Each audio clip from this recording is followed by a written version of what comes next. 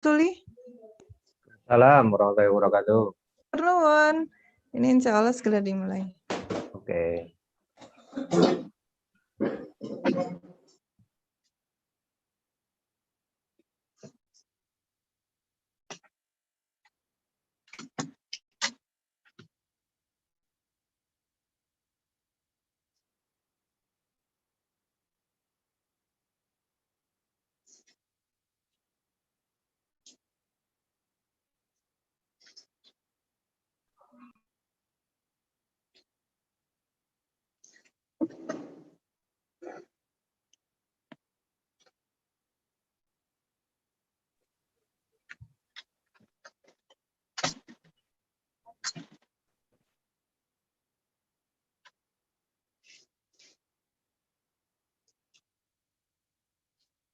Ya, untungnya beberapa hidup ya visinya. Assalamualaikum warahmatullahi wabarakatuh. Waalaikumsalam warahmatullahi Waalaikumsalam wabarakatuh. warahmatullahi wabarakatuh. Selamat datang Bapak Ibu hadirin sekalian dalam acara workshop Academic Writing yang dilaksanakan oleh Himpunan Mahasiswa Jurusan Manajemen yang berkolaborasi dengan Laboratorium Manajemen Fakultas Ekonomi dan Bisnis Universitas Jenderal Sudirman. Pertama-tama dan yang paling utama, marilah kita panjatkan puji dan syukur kehadirat Allah Subhanahu wa taala yang telah memberikan karunia-Nya sehingga kita dapat berkumpul di tatap maya dalam acara workshop Academic Writing pada hari ini. Dan yang kedua, tak lupa salawat serta salam semoga tercurah limpahkan kepada junjungan kita Nabi Muhammad SAW.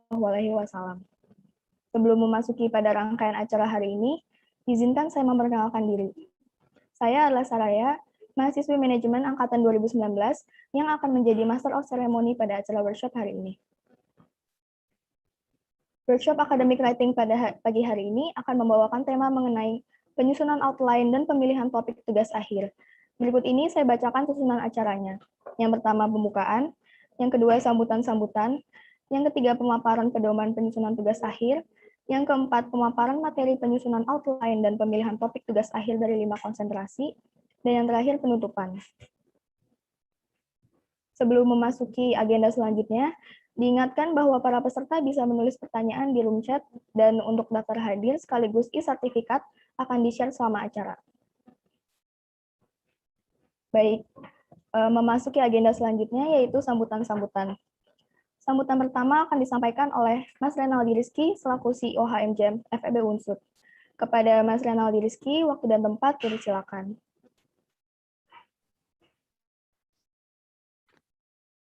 Ya, baik.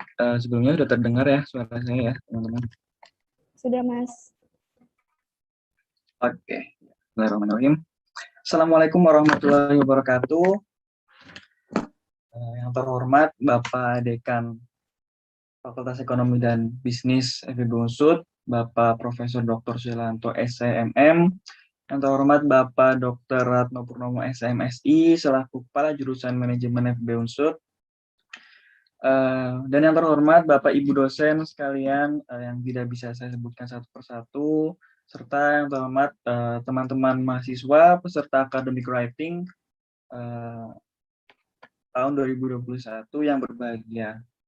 Pertama-tama marilah kita panjatkan puji syukur kehadirat Allah Subhanahu wa taala yang telah melimpahkan segala rahmat dan hidayahnya ya, sehingga kita bisa berkumpul secara dalam jaringan ya, secara daring, secara tatap maya dalam keadaan sehat dan tak kurang suatu apapun. Yang kedua, saya mengucapkan terima kasih kepada Bapak Ibu sekalian, Bapak Ibu dosen yang nantinya akan memberikan arahan mengenai tema ataupun topik pada acara pada pagi hari ini gitu ya. Terima kasih Bapak Ibu, dan selanjutnya saya berterima kasih kepada teman-teman panitia atas terselenggaranya acara ini. Semoga acara ini nantinya dapat berjalan dengan baik ya. Dan yang terakhir saya ucapkan terima kasih kepada teman-teman peserta, teman-teman mahasiswa atas antusiasnya, atas semangatnya dalam mengikuti acara pada pagi hari ini. Tentunya acara pada pagi hari ini sangat bermanfaat ya bagi teman-teman peserta, bagi teman-teman mahasiswa, karena dalam acara ini nanti akan dibahas mengenai penyusunan outline dan pemilihan topik tugas akhir ya, yang mana ini sangat bermanfaat buat teman-teman buat mengawali untuk pembuatan tugas akhir kita di semester 6 gitu ya. Mungkin itu semoga acara ini dapat bermanfaat dan dapat berjalan dengan lancar sampai akhir ya, dan dimohon untuk partisipasi dari teman-teman untuk aktif ya, jika ada yang ditanyakan silahkan ditanyakan dan disimak gitu ya, seperti itu. Nah, mungkin dari saya sekian, kurang lebihnya mohon maaf. Wassalamualaikum warahmatullahi wabarakatuh. Waalaikumsalam. Baik, terima kasih Mas Renaldi atas sambutannya. Sebelum lanjut ke sambutan selanjutnya, saya mengingatkan kembali untuk para peserta untuk merename namanya menjadi konsentrasi underscore nama untuk memudahkan host membagi ke breakout room. Terima kasih. Baik, selanjutnya adalah sambutan dari Dr. Intan Syaferi, MSI, selaku perwakilan Lab Management. Kepada Ibu Intan Syaferi, waktu dan tempat saya persilakan. Oke, terima kasih Mbak. Bismillahirrahmanirrahim. Assalamualaikum warahmatullahi wabarakatuh. Selamat pagi Bapak Ibu semua. Alhamdulillahirrabbilalamin. Puji syukur atas kehadirat Allah Subhanahu wa taala yang pada pagi hari ini memberikan limpahan berkahnya. Acara ini terselenggara atas kerjasama antara mahasiswa dan jurusan dan juga lab manajemen. Oleh karena itu diharapkan partisipasi dari mahasiswa untuk bisa mengambil manfaat sebaik-baiknya dari acara ini. Terima kasih sebesar-besarnya kami sampaikan kepada Profesor Dr. Sulianto selaku Dekan FEB dan Dr. Ratno Purnomo MSI selaku Ketua Jurusan Manajemen FEB Unsud yang memberikan support untuk acara ini. Selain itu juga kepada Bapak Ibu dosen selaku narasumber, moderator, dan sekaligus nanti peserta yaitu mahasiswa sekalian. Dan tidak lupa kami sampaikan terima kasih atas kerjasama dan effortnya untuk para panitia untuk penyelenggaraan acara ini, baik dari mahasiswa maupun narasumber dan dosen sekalian. Saya kira demikian, waktu akan segera dibuka untuk acara ini. Saya kembalikan kepada MC. Terima kasih. Wassalamualaikum warahmatullahi wabarakatuh. Waalaikumsalam warahmatullahi wabarakatuh. Baik, terima kasih Bu Intan atas sambutannya. Selanjutnya, sambutan dari Dekan Fakultas Ekonomi dan Bisnis Universitas Jenderal Sudirman, Profesor Dr. Sulianto MM, sekaligus membuka acara workshop Academic Writing pada pagi hari ini. Kepada Profesor Sulianto, waktu dan tempat dipersilakan. Oke, terima kasih. Bismillahirrahmanirrahim. Assalamualaikum warahmatullahi wabarakatuh. Waalaikumsalam warahmatullahi wabarakatuh. Yang kami hormati Ketua Jurusan Manajemen, Ketua Lab atau yang mewakili para panitia dan para narasumber nanti yang akan menyampaikan materi, dan kepada semua rekan-rekan mahasiswa peserta, ini khususnya adalah dari mahasiswa jurusan manajemen. Pertama-tama marilah kita panjatkan puji syukur kehadirat Allah SWT yang telah memberikan berbagai rahmat dan kenikmatan kepada kita, sehingga kita pada pagi hari ini dapat mengikuti kegiatan academic writing yang materinya adalah berkaitan dengan masalah outline. Untuk masalah outline ini merupakan hal yang sangat penting, karena sebagian besar mahasiswa yang tidak selesai studi penyebabnya bukan karena perkuliahan, tetapi penyebabnya adalah karena pada saat penyelesaian tugas akhir. Mengapa demikian? Karena kalau perkuliahan itu waktunya sudah fix, terjadwal, teratur, saudara terikat dengan waktu tersebut. Tetapi kalau tugas akhir, waktunya itu bebas. Saudara boleh menentukan sendiri, mau mengajukan sekarang boleh, minggu depan juga boleh, bulan depan boleh, semester depan boleh, tahun depan juga boleh. Hal macam itu yang membuat mahasiswa sering terlena, melupakan tugas akhirnya. Oleh karena itu dicarikan berbagai jalan supaya mahasiswa itu secara bersama-sama mengajukan outline, supaya tidak ditunda-tunda. Mahasiswa yang sudah mengambil metodologi penelitian, luarannya adalah outline. Nah, itu kemarin sudah dipaksa untuk mengumpulkan outline tersebut. Nah, sekarang nanti silakan saudara diskusikan apakah outline saudara yang sudah susun itu bisa langsung diterima atau revisi dan sebagainya. Tentang tata cara penyusunan outline nanti akan dibahas lebih lanjut. Dengan demikian maka diharapkan masa studi saudara tidak terlalu lama. Saya mengucapkan banyak terima kasih kepada semua pihak, HMJM, ketuanya Mas Renaldi Rizky, pada panitia, lab, dan sebagainya yang telah menyelenggarakan kegiatan ini.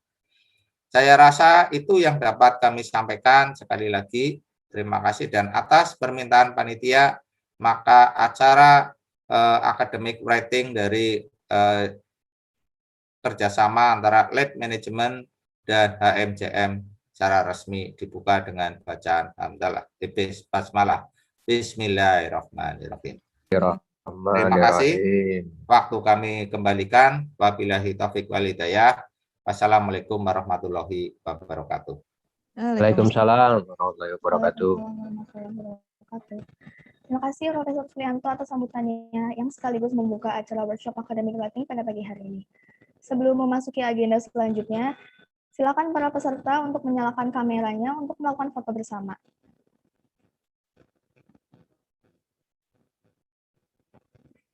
Baik, para peserta diharap untuk menyalakan kamera.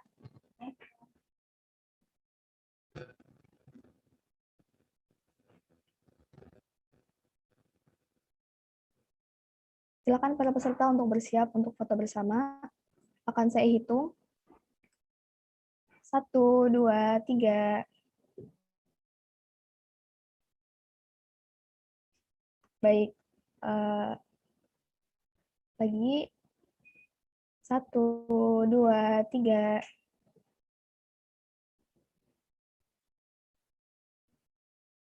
Baik, sekali lagi ya.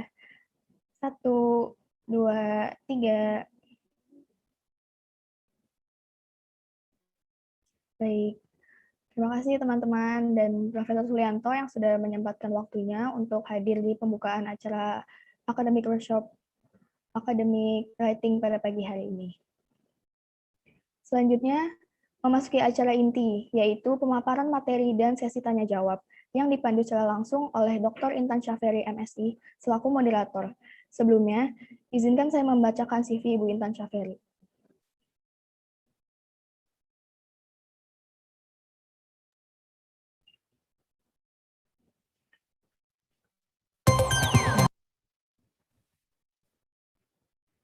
Beliau bernama Dr. Intan Syaferi, SMSI, lahir di Purwokerto 18 Februari 1985. Beliau menempuh pendidikan S1 pada tahun 2003 sampai 2007 di Universitas Jenderal Sudirman, jurusan Financial Management, pendidikan S2 di tahun 2007 sampai 2009 di Universitas Jenderal Sudirman, jurusan Financial Management, dan pendidikan S3 pada tahun 2016 sampai 2019 di Universitas Diponegoro, jurusan Financial Management. Beliau pernah mempublikasikan International and National Research Publication on Scopus, WOS, and Sinta. Sekarang beliau merupakan dosen pada Prodi Manajemen Konsentrasi Keuangan. Karena sebelumnya CV Bu Intan sudah saya bacakan, langsung saja kepada Bu Intan, saya persilakan. Baik, terima kasih Mbak Adla. Bismillahirrahmanirrahim. Assalamualaikum warahmatullahi wabarakatuh. Selamat pagi. Waalaikumsalam warahmatullahi wabarakatuh. Selamat pagi peserta workshop penyusunan outline dan pemilihan topik untuk tugas akhir. Alhamdulillahirabbil alamin, puji syukur kehadirat Allah Subhanahu wa taala yang pada pagi hari ini memberikan keberkahan, karunia-Nya sehingga pada Sabtu 10 April 2021 pada pagi hari ini kita bisa berkumpul di acara workshop ini walaupun dengan tatap maya dan atau dengan daring. Tidak lupa kami sampaikan terima kasih kepada narasumber yang sekaligus Ketua Jurusan Manajemen FEB Unsur, Dr. Ratno Purnomo, MSI. Selamat pagi Pak Ratno. Sudah tersambung, nggih? Alhamdulillah. Apa kabar? Alhamdulillah. Ya, baik, insya Allah. Alhamdulillah. Baik, Acara ini sangat penting, tadi sudah disampaikan ketika mahasiswa memasuki tahap untuk semester akhir, maka akan ada penyusunan tugas akhir di mana outline adalah sebagai pendahulunya. Penyusunan outline dan pemilihan topik akan memberikan jalan dan cara untuk mahasiswa bisa menyelesaikan studi dengan tepat, dengan baik, sesuai harapan kita semua. Oleh karena itu, pentingnya acara ini juga bukan hanya sebagai pengetahuan, tapi langsung juga bermanfaat untuk diaplikasikan. Oleh karena itu, bagi mahasiswa sekalian yang sudah memegang outline-nya, itu nanti bisa disimak baik-baik, kemudian bisa sekaligus evaluasi terhadap outline-nya atau pemilihan topik dari tugas akhirnya, sehingga yakin untuk bisa diajukan gitu.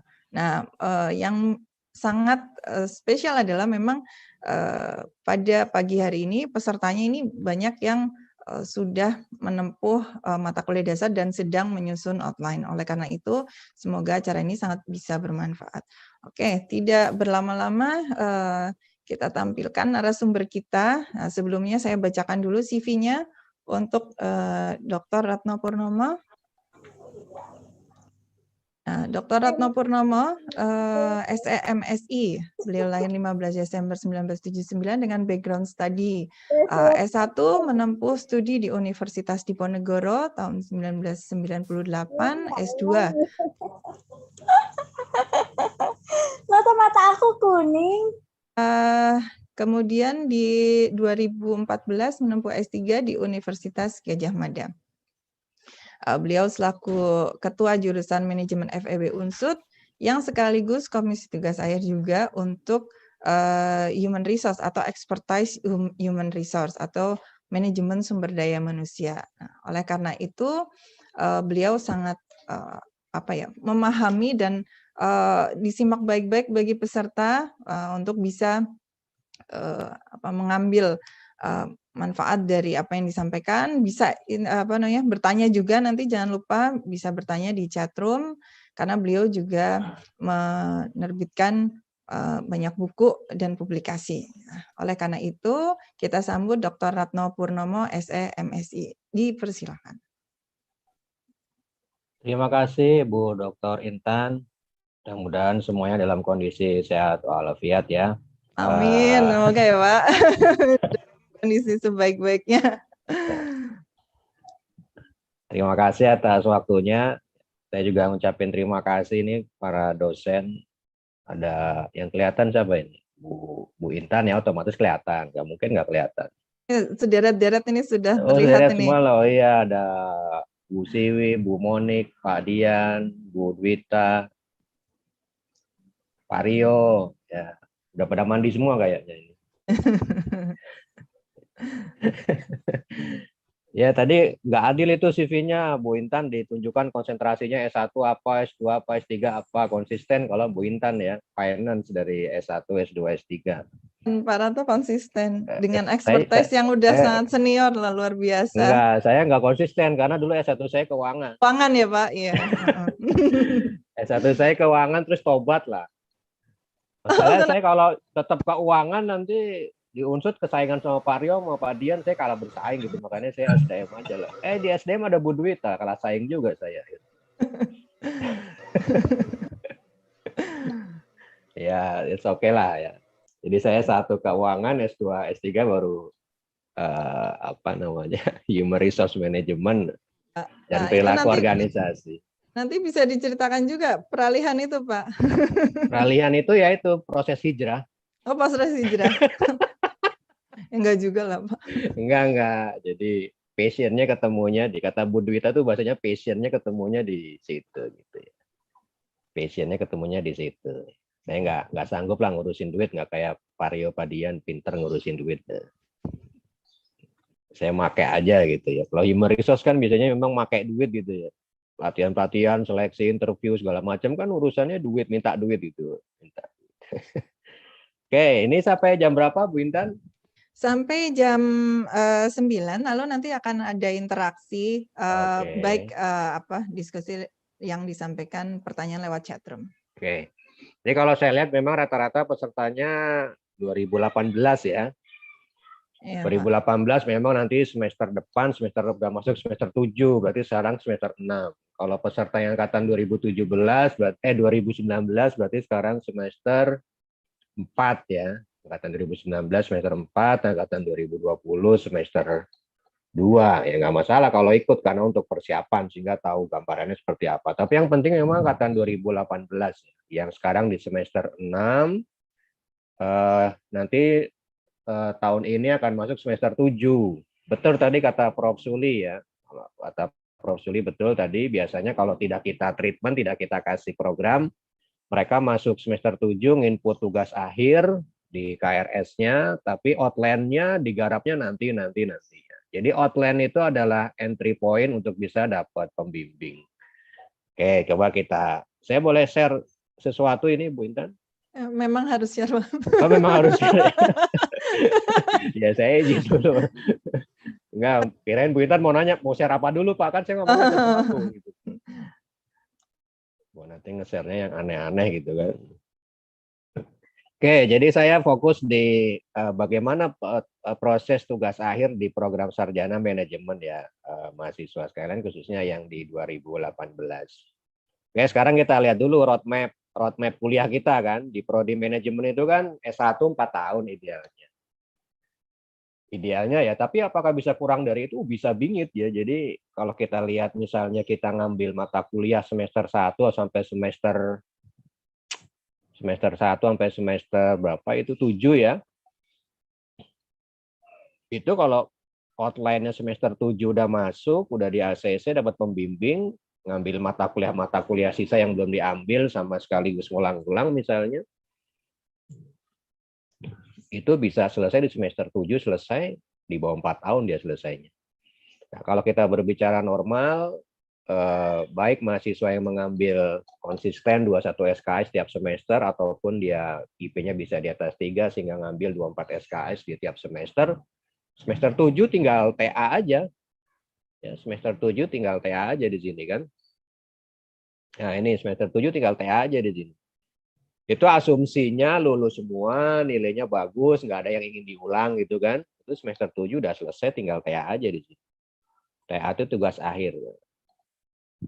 6 SKS ya. TA itu tugas akhir 6 SKS. Nah, sekarang yang angkatan 2018 ada posisinya di semester 6 nih sekarang nih, sini kan. Semester 6.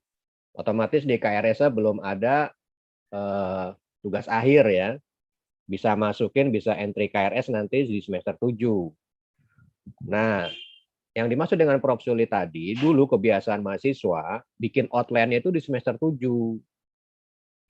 Ya, jadi mereka masukin mata kuliah TA, tugas akhir, terus baru mau mulai mikir nih, aku mau skripsinya apa ya. Baru mau mulai mikir di semester 7 tuh. Skripsinya apa ya, outline-nya apa ya. Ketunda, ada yang malah sampai semester 7 selesai belum mengajukan outline. Nah, ini semester 8. Mikir, semester 8 selesai belum outline, belum dapat pembimbing. Akhirnya molor deh. Ya, atau skenario lain semester 7 ngulang. Oke, ngulang, tapi ya coba sambil nyusun outline sebenarnya ya, di semester 7 itu sehingga dapat pembimbing di semester 7. Ya, menyelesaikan skripsi kan selama-lamanya kalau dia intens ya nggak sampai 6-7 bulan tuh nggak sampai kalau dia intens bimbingan ya. Satu tahun semester 8 selesai udah bas banget gitu ya. Nah, ini sekarang yang mahasiswa angkatan 2018 berarti ada di semester 6 sekarang. Metopennya sudah ngambil ya. Mata kuliah konsentrasi juga sudah ngambil ya enggak? Ya kan? Mata kuliah konsentrasi semester 6 ini udah selesai semua kan, karena dari semester 5 udah dapat, semester 6 udah dapat. Seharusnya memang semester 7 ya tinggal TA aja idealnya ya. Kalau mau ngulang-ulang ya silakan, atau yang belum diambil ya silakan. Tapi idealnya memang skenario-nya seperti itu. Oke. Itu skenario umum ya, bahwa mahasiswa sekarang 2018 ada di semester 6. Yang kita genjot sekarang ini adalah kerjasama dengan para dosen yang ngajar Metopen itu supaya Metopen bisa outputnya adalah outline. Begitu juga di mata kuliah yang seminar-seminar juga idealnya luarannya outline. Sehingga nanti begitu selesai semester 6 sudah punya outline, semester 7 tinggal upload outline, dapat pembimbing, udah garap skripsinya gitu ya. Kita akan fokus di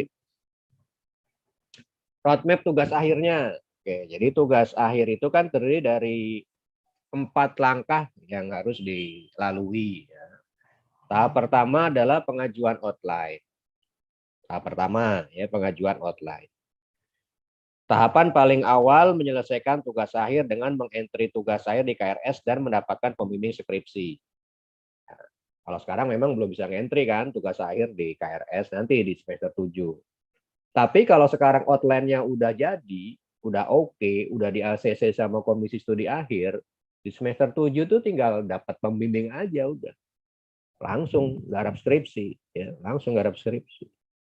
Jadi pertama adalah yang dilakukan untuk tugas akhir adalah pengajuan outline. Kemudian yang kedua, kalau udah dapat pembimbing, nanti adalah seminar proposal. Ya, udah dapat pembimbing, diskusi, bimbingan, bikin proposal bab 1, 2, dan 3, kemudian sampai di ACC oleh kedua pembimbing, seminar deh tuh proposal. Ya. Dengan ditambah 1 dosen penilai. Jadi 3 penelaah untuk seminar proposal. Udah seminar proposal, ada revisi-revisi, masukan-masukan, revisi di ACC, kemudian ambil data, ya, ambil data, ngolah data, nulislah bab 4, bab 5, bimbingan-bimbingan lagi, targetnya nanti adalah ujian skripsi. Ya, setelah mahasiswa melaksanakan penelitian, mengolah data, dan nulis bab 4, bab 5, dia boleh ujian skripsi. Ya, udah di ACC nih, silakan ujian skripsi full dari bab 1, 2, 3, 4, 5. Ya, setelah ujian skripsi selesai, dinyatakan lulus, ada revisi-revisi, revisi selesai, ya, ACC revisi, maka mahasiswa langsung ke ujian pendadaran. Ujian pendadaran. Jadi intinya tugas akhir 6 SKS itu proporsinya adalah 2,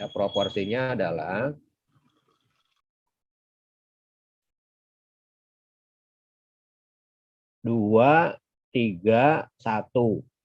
Ya, 2 SKS untuk bobot penilaian semprovnya, 3 SKS untuk ujian skripsinya, 1 SKS untuk ujian pendadaran. Ini adalah proporsi tugas akhir. Ya. Jadi tugas akhir 6 SKS itu nilainya akan keluar kalau semuanya sudah lulus.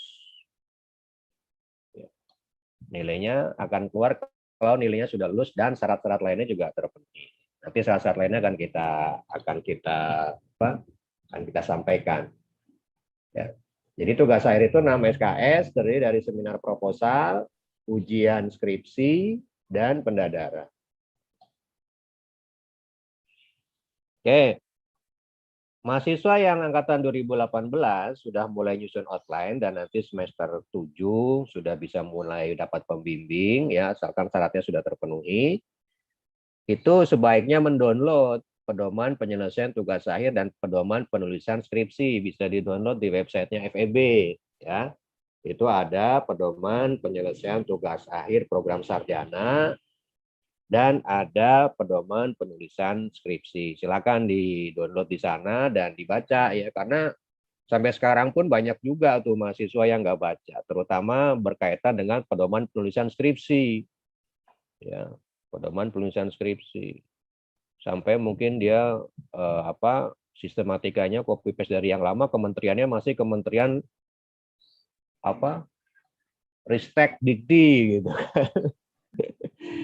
Kemudian Ristek Dikti. Ada yang ya biasanya kata-kata lama itu.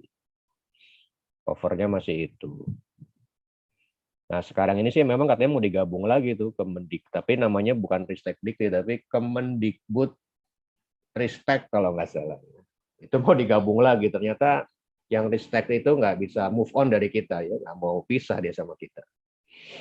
Oke, jadi silakan di-download 2 pedoman itu sebagai bahan untuk menyelesaikan tugas akhir. Terutama tata tulis skripsi itu ya, tata tulis deskripsi. Isinya apa sih? Ya, isinya itu ya berkaitan dengan pengajuan outline, seminar proposal, ujian skripsi, ujian pendadaran, dan yudisium, syarat-syaratnya apa aja, yang harus dipenuhi apa aja. Itu terdiri dari hal-hal tersebut. Nah, ini di sini ringkasannya dalam satu slide gitu ya. Dalam satu slide ringkasannya seperti ini. Secara global ya. Jadi pertama mahasiswa di sini pengajuan outline. Untuk mengajukan outline dan mendapat pembimbing itu SKS yang harus sudah lulus itu 115 SKS. Ya, 115 SKS. Kalau masih kurang belum bisa karena ini mengacu ke peraturan rektor. Minimal nilai metode penelitiannya C. Ya. Kemudian nanti outline-nya yang diajukan sudah di ACC oleh Komisi Studi Akhir. Jadi untuk tugas akhir ini ada komisinya di Prodi ya. Namanya KSA, Komisi Studi Akhir. Barulah nanti setelah outline-nya di ACC dan diupload di SIA, maka dari Korprodi maupun KSA akan memplotting pembimbing skripsi sesuai dengan konsentrasinya. Ya, sesuai dengan konsentrasi. Jadi sekarang dicek, kalau secara skenario harusnya semester 6 selesai sudah 115 SKS. Ya. Bahkan bisa lebih sebenarnya. Minimal itu. Oke, kemudian setelah pengajuan outline, setelah pengajuan outline dapat pembimbing, nanti langkah selanjutnya mahasiswa diskusi-diskusi, target selanjutnya adalah seminar proposal. Ya, seminar proposal. Sudah di ACC oleh pembimbing untuk seminar proposalnya. Ya, syarat-syaratnya apa? Sudah menghadiri 10 kali seminar proposal. Sudah pernah menempuh UEPT. Menempuh ya, bukan lulus ya. Kemudian dihadiri minimal 10 peserta seminar proposalnya. Oke. Kemudian lulus dengan minimal C nilainya. Dinyatakan lulus. Kalau di bawah C berarti di bawah 60 berarti harus seminar proposal ulang. Ya.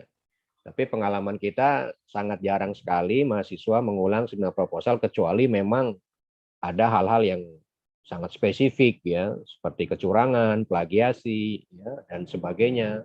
Itu dia biasanya akan ngulang. Tapi kalau normal-normal aja sih insya Allah lulus. Kemudian ACC revisi sebelum penelitian. Nah, itu ya persyaratannya. Nah, untuk kondisi sekarang memang ada beberapa persyaratan itu yang dilonggarkan ya dalam kondisi sekarang. Tapi kemungkinan kalau tahun ini sudah tatap muka, sudah normal kembali, maka persyaratan-persyaratan ini ya tidak akan berubah. Okay. Jadi tetap dipakai persyaratan-persyaratan tersebut. Kemudian sudah selesai seminar proposal, revisi, kemudian sudah di ACC revisinya, ambil data, olah data, ya bimbingan lagi, nulis bab 4, bab 5, full skripsi, maka mahasiswa melanjut ke ujian skripsi. Ujian skripsi ini ya, otomatis di ACC pembimbing juga, 2 orang. Sudah di ACC oleh pembimbing baru masuk ke uji plagiasi, uji Turnitin maksimal 45%. Jadi yang harus dipertimbangkan adalah untuk ujian skripsi itu ACC dari pembimbing untuk ujian skripsi. Oke Mas, saya ACC ujian skripsi. Pembimbing 2 juga. Oke, ACC untuk ujian skripsi. Setelah di ACC, kemudian uji Turnitin ya. Ada sisi informasinya, namanya SITUR. Sistem Informasi Turnitin, SITUR. Bukan pembantu saya itu, SITUR. SITUR itu sisi informasi Turnitin. Itu maksimal nilainya harus 45%. Gimana kalau lebih? Harus diperbaiki lagi, diperbaiki lagi, diperbaiki lagi. Ini dalam rangka untuk menjaga kualitas skripsi, ya, untuk menjaga kualitas skripsi mahasiswa, untuk mencegah juga terjadi plagiarisme. Karena dulu sebelum ada Turnitin itu ada kejadian, suatu case di sebuah prodi itu skripsinya itu sama plek. Ya, sehingga dan udah lulus ya, itu bisa terancam pencabutan ijazah. sampai sanksinya ke sana. Kemudian lulus minimal C, ACC revisi penguji. Oke, ujian skripsi setelah uji Turnitin-nya lolos ya di bawah 45% atau maksimal 45%, maka dia akan bisa ujian skripsi. Ujian skripsi diuji oleh dua penguji pembimbing dan ditambah satu penguji non pembimbing yang dulu sama pada saat semprot ya. Pada saat semprot kan tambah satu penelaah non pembimbing. Nah, penelaah pada saat semprot ini jadi penguji lagi di ujian skripsi ya.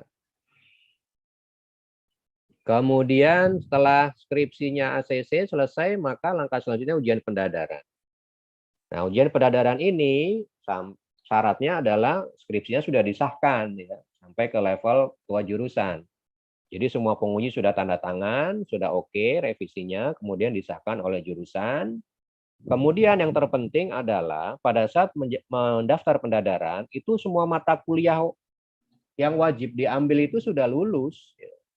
Kalau kita 144 SKS, TA-nya 6 SKS, maka transkrip nilainya 138 SKS itu sudah lulus, tidak boleh ada nilai E. Itu minimal. Ya.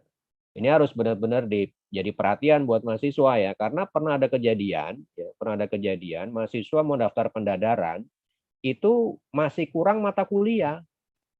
Ada mata kuliah wajib yang belum diambil, ya nggak bisa pendadaran.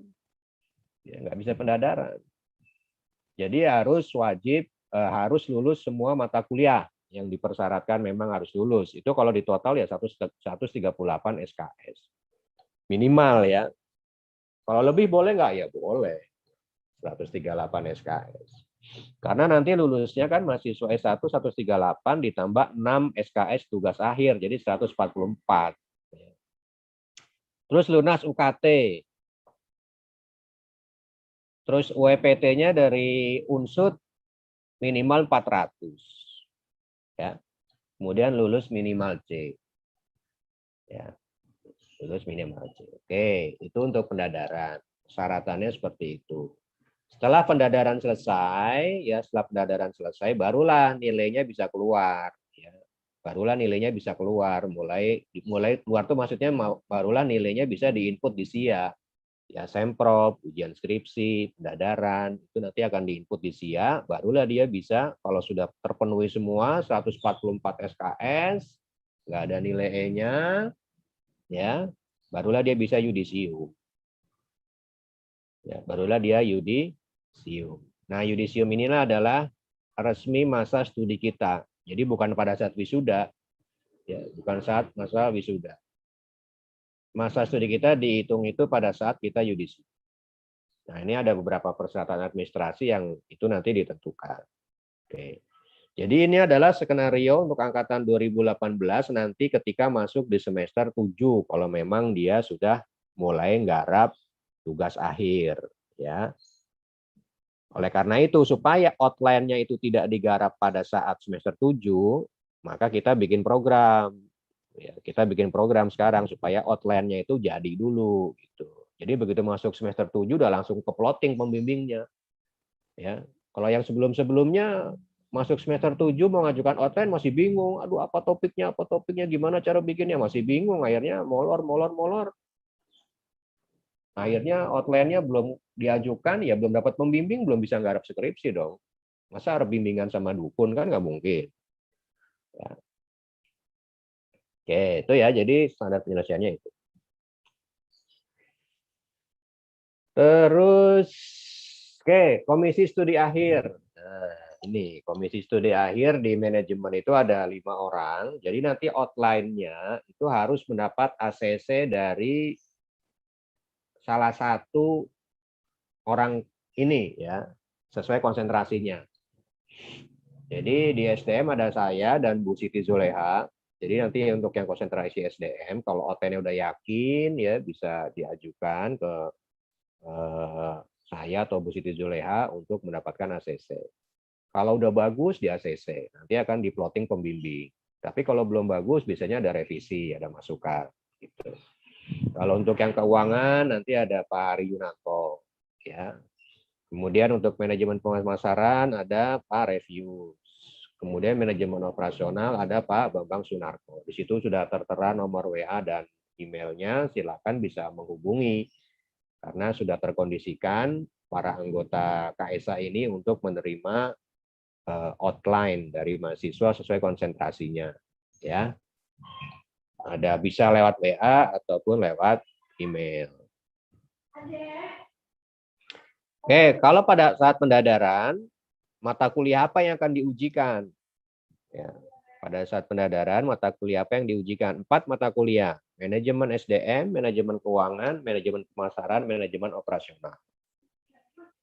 Diuji oleh 1 orang mahasiswa, diuji oleh 4 dosen penguji. Ya, masing-masing dosen akan menguji sesuai dengan mata uji ini. Ya, dosen SDM biasanya akan menguji mata uji manajemen SDM. Dosen keuangan ya akan menguji manajemen keuangan. Dosen pemasaran menguji pemasaran. Operasional menguji operasional. Ya, di sini misalnya yang uji SDM, misalnya di sini ada saya, Bu Dwita, Bu Siti Zuleha, itu biasanya nguji SDM. Keuangan ada Bu Intan, Pak Rio, Pak Dian, Pak Ari dan sebagainya. Pemasaran ada Bu Alisa, Bu Weni, ya dan sebagainya. Manajemen operasional ada Pak Bambang, ada Pak Jaryono, ya dan sebagainya. Itu untuk yang di prodi manajemen. Saya nggak hafal kalau yang di PE ya. Nanti silakan ada forum sendiri untuk yang PE mata ujinya apa. Oke, terkait dengan plagiasi, ya terkait dengan plagiasi. Ini ada aturannya. Tadi pokoknya asal nanti pada saat uji plagiasi mahasiswa nilainya itu di bawah 45 atau maksimal 45. Gimana kalau hasilnya di atas 45? Nah, di sini ada aturannya. Kalau hasil Turnitin yang 45 sampai 85%, maka harus merevisi naskah skripsi sampai memenuhi batas maksimal. Cek kemiripan skripsi setinggi-tingginya 45. Ya, jadi misalnya uji Turnitin nih udah dapat ACC untuk ujian skripsi, full skripsinya itu kemudian diujikan Turnitin, ternyata hasilnya 55, direvisi. Berarti itu plagiasinya lebih dari 45%. Cara merevisinya gimana para prase? Nah, nanti mudah-mudahan dari forum ini ada forum lanjutannya ya, ada forum lanjutannya untuk bagaimana teknis memparafrase atau menulis sehingga plagiarismenya tidak tinggi. Ya intinya kalau menulis itu memang hindari sebisa mungkin yang namanya copy paste itu, dihindari. Idenya bisa kita ambil, kita bahasakan dengan bahasa kita sendiri sih, itu intinya itu. Gimana kalau misalnya lebih dari 85%? Wah, berarti skripsinya copy paste-nya banyak banget itu. Ya. Nah, ini bisa diberikan sanksi sesuai dengan peraturan perundang-undangan masalah plagiarisme. Nanti ada komisi tersendiri untuk menginterogasi dan menyelidiki kira-kira penyebabnya apa. Kalau dia terbukti plagiarisme ya bisa bahaya. Mahasiswa yang terbukti melakukan kecurangan sebelum melakukan cek kemiripan akan diberikan sanksi berupa penundaan pengecekan kemiripan selama 2 minggu hari kerja. Kadang-kadang mahasiswa suka tricky ya, filenya itu di otak-atik segala macam sehingga Turnitinnya bisa dari di bawah 45, tapi ya yang namanya sistem kita juga nggak kalah tricky sama trickinya para trigger tersebut gitu. Jadi tetap ke detect, itu bahaya. Ya intinya kalau menulis itu seoriginal mungkin, ya kita memang disarankan untuk menggunakan banyak referensi, tetapi referensi tersebut sebaiknya kita gunakan dengan membahasakan ulang, ya tidak copy paste.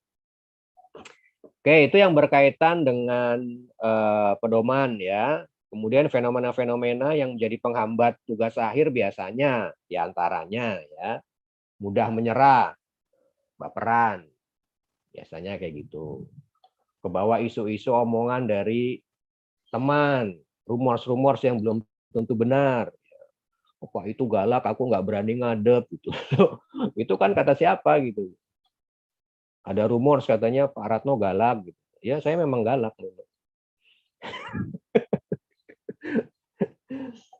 Terus tidak ada target, berjalan demikian aja gitu ya. Saya juga ada nih bimbingan saya, ya nggak tahu nih jadi peserta di sini nggak. Kalau jadi peserta di sini ya alhamdulillah sih dia jadi dengar.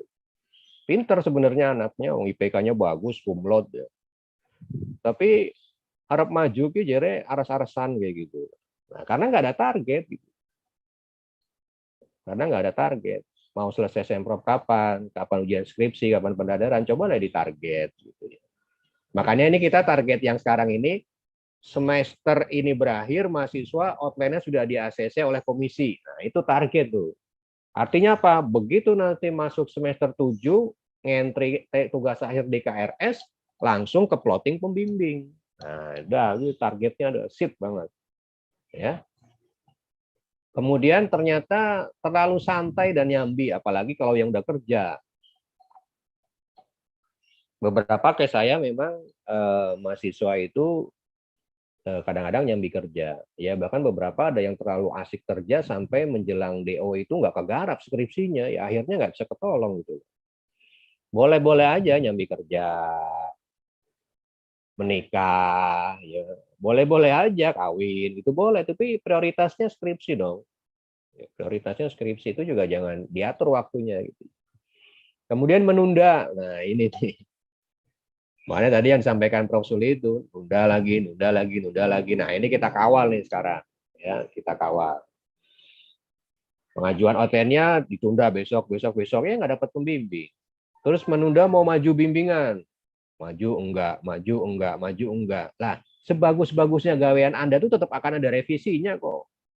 Ya, saya 11,5 tahun jadi mahasiswa, bimbingan skripsi, tesis, disertasi, mau sebagus apapun pasti ada revisi gitu. Jadi maju aja gitu sampai dosennya bosen. Alah, kue mana, wis tak ACC baik. Jadi sebagus apapun menurut kita pasti ada revisi gitu. Jadi maju aja. Nah, kadang-kadang juga fenomenanya setelah revisi itu nanti dulu. Misalnya nih udah kita yang mengajukan bimbingan ke dosen, terus dapat revisi, dan itu pasti keniscayaan deh mesti deh. Nggak ada langsung ACC itu nggak ada, pasti revisi. Ya. Nah, ketika dapat revisi itu nanti dulu istirahat dulu gitu, seminggu. Nanti aja seminggu. Nanti aja 3 minggu. Ya akhirnya 1 semester nggak digarap. Begitu mau maju lagi, dosennya udah lupa, dosen pembimbingnya. Wes sih siapa mas? Saya bimbingan bapak. Ini saya orang bimbingan lah, repot lagi urusannya tuh. Repot lagi urusannya. Jadi pada saat dapat revisi, langsung garap revisi.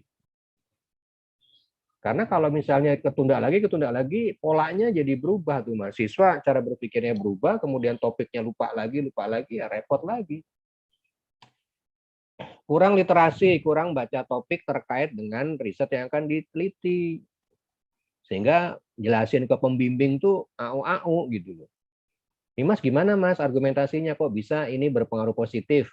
Wah, bingung. Padahal dia yang nulis gitu kan. Nah, ini karena kurang baca. Ya. Jadi baca. Yang namanya students ya, apalagi mahasiswa itu memang harus baca gitu loh. Baca referensinya baca. Oleh karena itu tadi kebiasaan copy paste itu dihilangkan, tapi lebih kepada kita bagaimana menceritakan ulang, menulis ulang dari ide-ide orang lain dengan tetap menyebut sumber ide tersebut gitu. Itu kita akan paham gitu ya. Kalau kita yang nulis gitu paham, tapi kalau copy paste nggak baca ya nggak paham gitu, nggak paham. Oleh karena itu terakhir ya, mahasiswa khususnya yang angkatan 2018 sekarang udah di semester 6 ya, mudah-mudahan dari yang ikut ini nanti semuanya lulus tepat waktu ya, amin.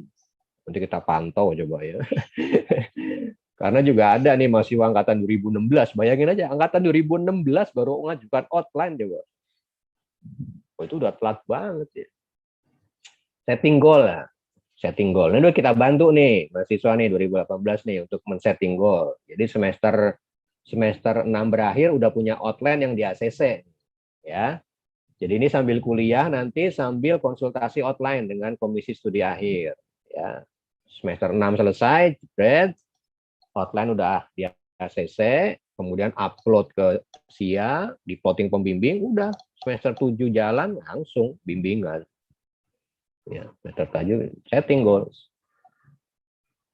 Tingkatkan percaya diri dengan memperkuat literasi tentang topik yang diteliti. Kenapa kita nggak pede untuk maju bimbingan? Mungkin karena kita belum paham apa yang kita tulis. Oleh karena itu bacalah, pahamilah. Ya. Prioritas, jadikan penyelesaian tugas prioritas. Ya. Kerahkan lebih banyak resource di situ, waktu, tenaga, ya. Lebih banyak di situ. Boleh nyambi kerja, boleh, kita nggak ngelarang. Kerja boleh, menikah aja boleh, nggak ngelarang, gitu ya. Tapi ingat, prioritasnya adalah menyelesaikan studi. Ya, kalau studinya udah selesai, semuanya beres lah. Diskusi dengan orang yang tepat. Kalau ada kesulitan, ada hambatan, kendala, diskusi dengan orang yang tepat. Jangan diskusi sama orang yang juga punya masalah gitu. Ya jadinya ya baper bersama gitu, baper berjamaah. Oh dia mau begitu gitu. Oh dia mau begitu. Nggak bisa gitu. Jadi diskusi dengan orang yang tepat, yang memang dia lancar bimbingannya. Kok bisa sih lancar sama Pak itu, sama Bu itu, gimana anunya, tipsnya, triknya gimana gitu. Itu diskusi. Jangan diskusi sama orang yang juga lelet gitu, ya ikutan lelet kita lah. Yang tidak kalah penting banyak doa dan sedekah. Wah, ini saya selipkan tausiah sedikit ya. Banyaklah berdoa dan bersedekah. Takbir. Allahu Akbar. Siapa gue? Pak Ari, Al Ustadz Ari Yunanto. Pak Ari itu juga lagi hijrah itu. Hijrah dari rumah ke lab. Ya karena ya kan kita nggak bisa mengendalikan segala situasi ya. Yang bisa mengendalikan segala situasi itu kan hanya Allah Subhanahu Wa Taala. Jadi banyaklah doa, banyak sedekah, banyak berbuat kebaikan. Insya Allah akan ada jalan gitu ya. Karena amal baik itu akan mempermudah jalan gitu. Ya sama aja kayak rekan-rekan yang di HMJ, aktif di HMJ kan saya sering tuh ngasih quotes ya, memberi manfaat untuk orang banyak ya. Dengan ikhlas itu nanti jalannya akan mudah gitu loh. Jalannya akan mudah. Mungkin itu ya Bu Intan yang bisa saya sampaikan ya, semoga sukses. Jadi pray, setting goal, keep konsisten ya, sehingga mahasiswa bisa fokus ya. Ini kita sudah kasih treatment dalam tanda petik ya, sudah kita kawal dari awal. Alhamdulillah ini adalah periode kedua dari program ini ya. Sebelumnya juga sudah ada treatment ini dan memang perkembangannya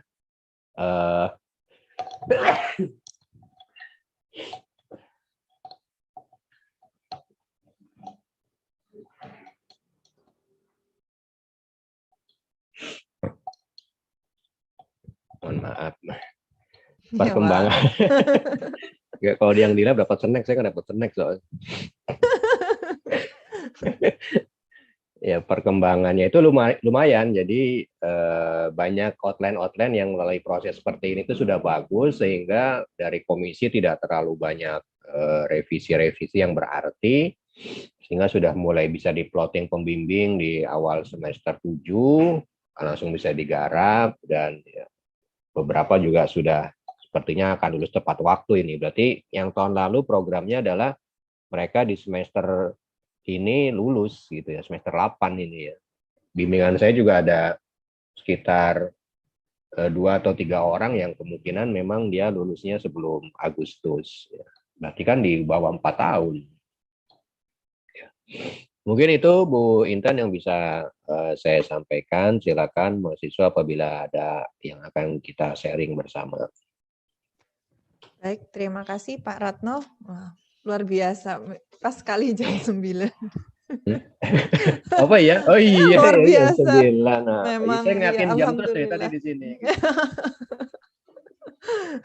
Baik, terima kasih Pak Ratno penjelasan dan pencerahannya terhadap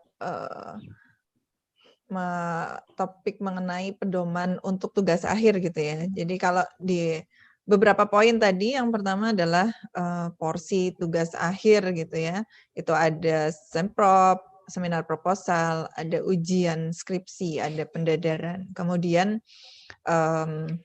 untuk bisa dengan lancar gitu ya, maka salah satunya adalah membaca, dan membaca itu bisa dari pedoman penulisan skripsi. Bukan bisa, tapi memang pedoman penulisan skripsi untuk sistematika penulisan. Nah, itu bisa di-download supaya nanti ketika mengajukan itu sudah tahu apa yang diajukan selain tadi konten atau isi dari apa yang atau ide yang ingin disampaikan. Nah, kemudian poin lainnya adalah step-nya atau tahap-tahapnya. Tadi ada 5 tahap standar penyelesaian tugas akhir ya, mulai dari pengajuan outline, seminar proposal, ujian skripsi, ujian pendadaran, yudisium. Dan starting point-nya adalah di outline ya Pak. Jadi outline-nya itu jangan sampai terlambat sehingga ya betul. Sesuai dengan time schedule yang diharapkan untuk lulus tepat pada masa studinya. Nah, di sini berkaitan dengan ketepatan itu, maka semester 6 bisa membuat outline, kemudian diajukan sehingga semester 7 itu bisa sudah bisa mendapatkan pembimbing gitu ya. Nah, yang semacam itu sebetulnya terlihat di slide itu terlihat sangat jelas step-nya ya, tapi kalau tidak didahului dengan menuliskan idenya, kemudian mengajukan, itu bisa mundur ke belakang kayak gitu.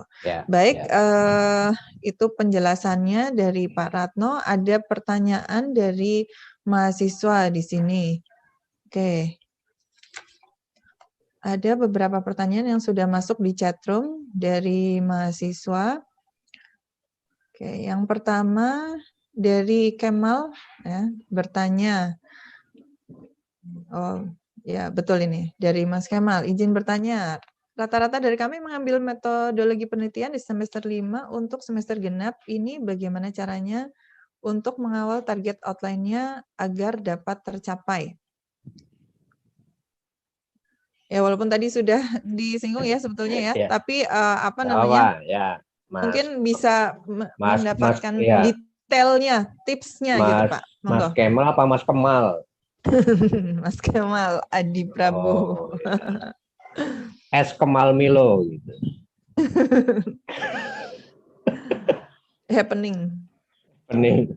Ya, jadi itu salah satu cara juga dari prodi manajemen ya. Dulu itu kalau nggak salah, sebelum saya zamannya Prof. Sli atau Pak Jaryono jadi ketua jurusan itu, ada perubahan ya. Tadinya Metopen itu hanya ditawarkan di semester 5 saja. Ya, dulu pernah ada kalau nggak salah saya ingat, mau dikoreksi nanti. Kemudian sehingga mahasiswa ketika nggak ngambil Metopen di semester 5, mau nggak mau nunggu di semester 7. Tahun ya Pak? Iya, setahun. Nah, makanya sekarang Metopen itu ditawarkan tiap semester. Itu juga sebenarnya salah satu cara ya. Salah satu cara kita untuk mempercepat proses. Kalau misalnya dia Metopennya di semester 7 ya udah mundur banget kan. Nah, sehingga bisa mahasiswa ngambil baik di semester 5 maupun di semester 6. Nah, gimana caranya supaya di semester 5 udah bikin outline? Nah, semester 5 itu kan sebenarnya udah ada mata kuliah konsentrasi ya. Semester 5 itu udah ada mata kuliah konsentrasi.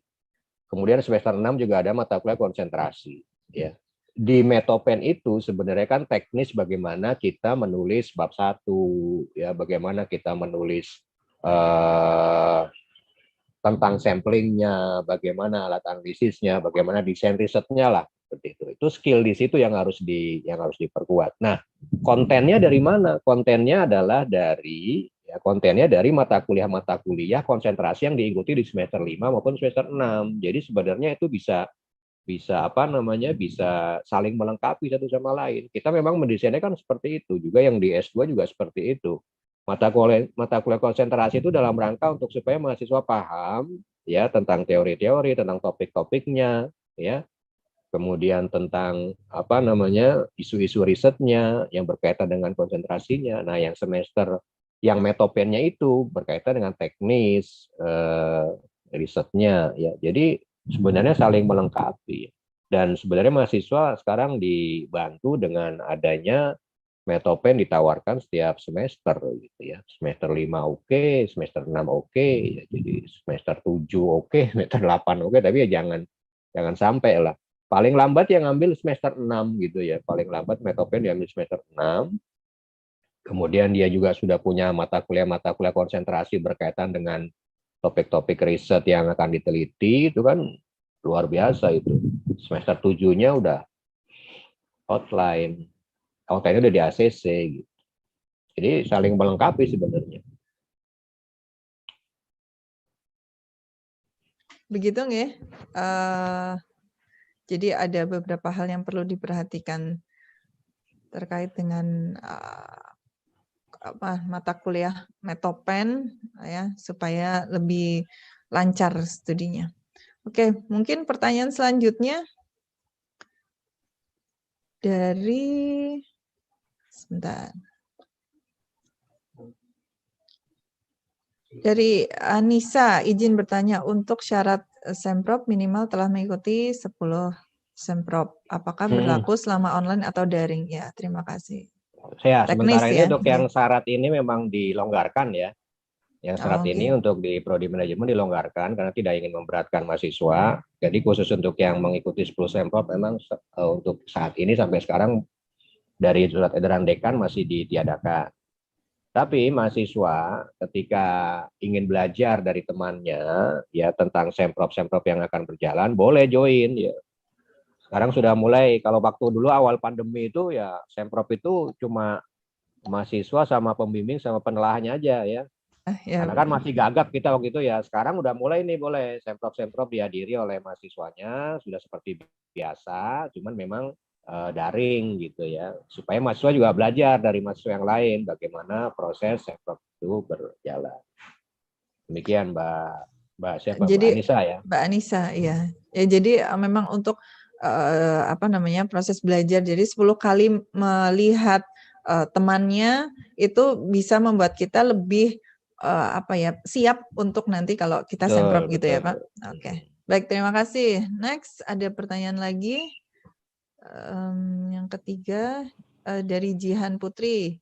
Ingin bertanya, apa untuk pengajuan outline minimal 115 SKS mata kuliah wajib semua atau bagaimana? Mungkin termasuk yang pilihan gitu ya. Dan apakah Ya, kita wajib mengambil KKN dulu baru bisa skripsi? Oh.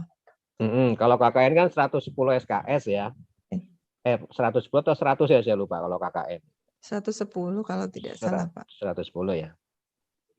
Iya, kalau untuk khusus outline, kasus outline untuk bisa mendapatkan pembimbing ya, untuk bisa mendapatkan pembimbing itu memang 115 SKS. Ya, jadi nanti misalnya kalau sekarang proses ini kan belum 115 nih karena masih kuliah semester 6 kan. Nah, proses yang semester 6 ini itu adalah proses konsultasi outline-nya. Nggak masalah, konsultasi aja outline dengan komisi studi akhir supaya mendapat ACC itu. Tapi nanti begitu pada saat mengupload outline ke SIA ya dan akan diplotting pembimbing itu sudah minimal 115 SKS gitu.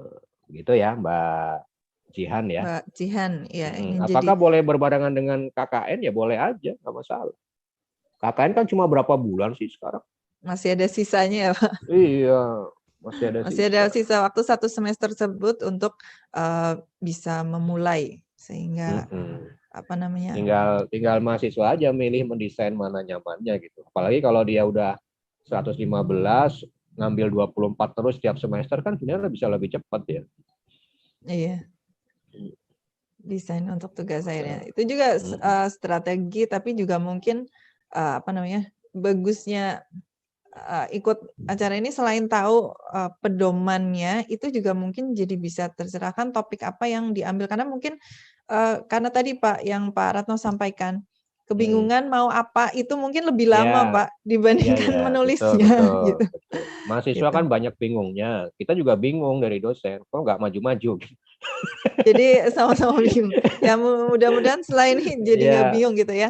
Sebenarnya kalau ngambil mata kuliah di seminar konsentrasi kan udah ada gambaran gitu ya. Kan dia mata kuliah seminar atau mata kuliah konsentrasi itu. Jadi sebenarnya gini loh mahasiswa ya. Kuliah itu kan sebenarnya kurikulum didesain untuk supaya mahasiswa itu punya kompetensi-kompetensi yang salah satunya mengarah ke penyelesaian tugas akhir. Ya, Metopen dalam rangka untuk supaya mahasiswa bisa menulis bab 3 terutama ya, desain risetnya itu.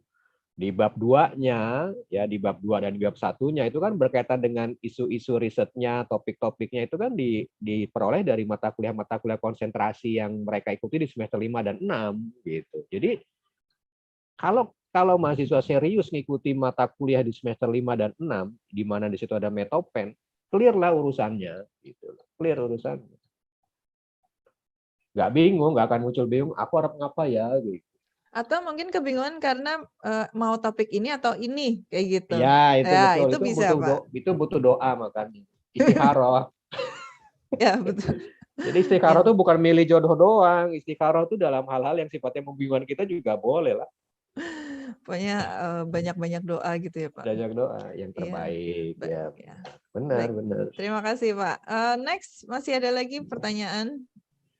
Jadi kalau milih-milih topik sesuai passion, Bu Dwita tuh pakarnya, nanti silakan. Bisa Ya, di-share konsentrasi, nggak Bu Dwita? Tadi sudah join Bu Dwita. Iya, kan milih topik kan juga passionnya di mana nih gitu. Saya Amelia izin bertanya, untuk syarat mengikuti Semprop 10 kali apakah bisa dari jurusan lain, Pak? Boleh 3 kali. Boleh 3 kali dari jurusan lain ya. minimal, ya. Jadi Kalau intinya gini, kalau sudah nanti normal kembali kondisinya ya, itu 10 kali itu minimal 7 di prodi yang bersangkutan. Jadi kalau kita di manajemen maka minimal 7 kali mengikuti Semprop di prodi manajemen. Ya. Terus yang 3 kali, 4 kali, 5 kali, 6 kalinya boleh di S1 jurusan lain, bahkan boleh di S2 maupun S3. Tapi nggak sopan kalau sampai S3 lah. Siswa S1 ikut S3 termumal. Malah sebetulnya biasanya semakin mengerucut, ada 2 sih Pak mungkin ya, kalau saya lihat. Semakin mengerucut kita justru semakin dikonsentrasi karena supaya lebih detail, atau mungkin malah ini kepengen ke konsentrasi lain atau betul. jurusan lain untuk enlarge kayak gitu. Saya kira sih seperti itu. Mungkin ada beberapa hal yang berbeda. Ya untuk nambah wawasan sih nggak masalah gitu. Ya, saya Tapi kira jangan sampai nambah kebingungan tadi. malah jadi bingung ya Pak karena nggak fokus. Oke. Itu apa ya namanya, sebagai satu wawasan aja, tambah wawasan. Nggak masalah. Dan Bagus mungkin kok, karena temannya gitu ya, ya, jadi saling support gitu lah saling ya. support. Itu saya kira nggak ada masalah, kan di FEB juga sama-sama juga. Baik, ada yang lain mungkin? Ini tadi saya lihat ada pertanyaan dari sudah ditayangkan. Dari Reza, 2018 ingin bertanya, dengan diadakannya program Kampus Merdeka yang kemarin telah dijelaskan mengenai program magang full time 6 bulan bisa disetarakan kuliah 1 semester. Apakah jika mengambil program magang juga dapat mengajukan outline untuk skripsi? Ya. Jadi prinsipnya pertama tadi pengajuan outline untuk bisa dapat pembimbing minimal 115 SKS, itu dipegang dulu ya. Itu ya, oke. Itu syarat utamanya. Metopennya minimal C nilainya. Nah, metopen itu jangan lupa, kadang-kadang suka ketinggalan itu satu syarat tersebut, Pak. Ya. Terus kemudian apabila magang, boleh ngajukan outline nggak? Ya boleh, kalau memang sudah 115. Kalau untuk konsultasi outline, meskipun 115 boleh kan? Yang 115 itu adalah pada saat nanti ngupload di SIA-nya, itu harus 115. Tapi kalau untuk konsultasi outline ya kayak sekarang ini sama aja. Yang semester 6 ini kan juga total SKS-nya kalau 6 SKS semester 6 ini belum selesai kan belum 115. Tapi sudah kita propose untuk supaya konsultasi outline. Sehingga nanti pada saat dia semester 7 sudah bisa langsung upload gitu. Apakah kemudian bisa bahkan mungkin kalau memang dia kuat, kalau dia kuat magang sambil garap skripsi ya nggak masalah. Kalau dia kuat, tapi ya makanya program Kampus Merdeka itu kan sebenarnya mahasiswa juga harus pintar-pintar mendesain ya. Dia harus mendesain. Karena apalagi kalau magangnya di tempat kerjanya tuntutannya cukup tinggi. Karena magang itu dihargai sampai 20 SKS itu bukan sesuatu yang mudah atau bukan sesuatu yang ringan. Karena ada kriteria pekerjaannya juga yang harus dipenuhi gitu. Oh ya, begitu. Begitu Mas Reza. Saya kira juga salah satu poin yang ada pada masa kuliah itu aktif ya Pak. Aktif itu memang bukan cuma di kelas tapi aktivitas yang banyak. Tapi gimana caranya? Ini sekaligus mungkin menutup ya Pak. Bagaimana dengan aktivitas yang banyak itu, kemudian studinya sesuai rencana ya, maksudnya sesuai rencana, tetapi juga bisa aktif kayak misalnya tadi, mungkin ada beberapa hal yang tadinya nggak ada terus jadi ada, kayak misalnya Kampus Merdeka, terus misalnya dalam masa seperti ini peralihan, atau mungkin bahkan ada beberapa yang masih dari luar kota yang belum tatap muka langsung kan, belum pernah gitu misalnya. Belum pernah, angkatan 2020 kan belum pernah ketemu gitu. Jadi itu yang semester awal. Kalau yang ini mungkin ini sudah juga ikut yang outline bimbingan, ini. Yang bimbingan juga, bimbingan saya juga dari mulai awal bimbingan sampai sekarang, sampai kemarin semprot juga ada yang belum pernah ketemu langsung. Yang penting ini ya Pak, prosesnya bisa proses komunikasi, proses tidak hilang gitu ya Pak. Betul. Hilang. Tetap jadi, keep in touch gitu. Sama teman-temannya, itu teman-temannya dipegang satu dengan yang lainnya untuk bisa saling support supaya tidak lepas. Karena ya itu seperti tadi mengikuti semprot temannya itu merupakan salah satu motivasi juga ya Pak. Motivasi juga. Iya, betul. Dan juga selain belajar bahwa mungkin ini yang poin-poin pentingnya proposal ini tapi yang temennya yang pilih-pilih loh ya untuk sharing. Jangan tadi ya Pak, jadi jangan teman yang bermasalah kita juga ajak konsultasi, dia aja bermasalah. Nanti kita ketularan tambah bermasalah. Jadi mungkin salah satunya itu adalah dengan konsultasi dengan tadi beberapa dosen dalam mata kuliah dan juga outline gitu ya Pak. Saya kira seperti itu. Ada lagi kah pertanyaan? Kalau sudah tidak ada, maka kita bisa akhiri untuk sesi satu ini. Jadi sesi pertama ini adalah pedoman untuk penulisan tugas akhir dan sekaligus di situ adalah mencakup rencana studi gitu ya, rencana studi. Karena di akhir ini juga cukup menentukan, jadi jangan sampai hilang gitu ya. Karena yang namanya menulis tugas akhir tuh personal, tapi juga melibatkan pihak-pihak lain seperti dosen, teman, kemudian acara-acara dan aktivitas lainnya. Seperti itu. Terima kasih Bapak Ratno Purnomo yang sudah bersedia meluangkan waktu untuk sesi ini. Sehat-sehat nggih Pak. Alhamdulillah. Alhamdulillah. Sehat semuanya. Ya, semuanya juga terima kasih ya. Untuk mahasiswa sekalian, terima kasih yang sudah berpartisipasi, bertanya. Mungkin nanti ada beberapa pertanyaan yang masih ingin disampaikan terkait lebih rinci mengenai outline dan isu-isu terkini dari konsentrasinya, nanti bisa mengikuti sesi selanjutnya. Gitu ya. Saya kira demikian Pak Ratno. Alhamdulillah sesi 1 sudah berakhir.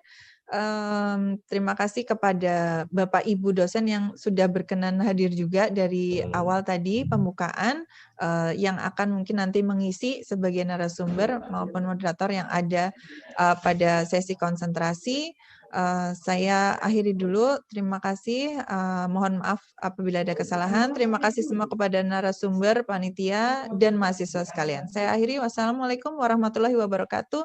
Saya kembalikan kepada MC-nya Mbak Adla. Terima kasih. Baik, terima kasih Bu Intan atas penyerahannya. Baik, agenda selanjutnya adalah persiapan pembagian peserta ke breakout room berkonsentrasi untuk pemaparan materi penyusunan outline dan pemilihan topik tugas akhir yang akan dipandu oleh host dan moderator pada masing-masing konsentrasi. Sebelumnya, saya ingatkan kembali bahwa peserta harap mengganti namanya dengan format konsentrasi _ nama untuk memudahkan host membagi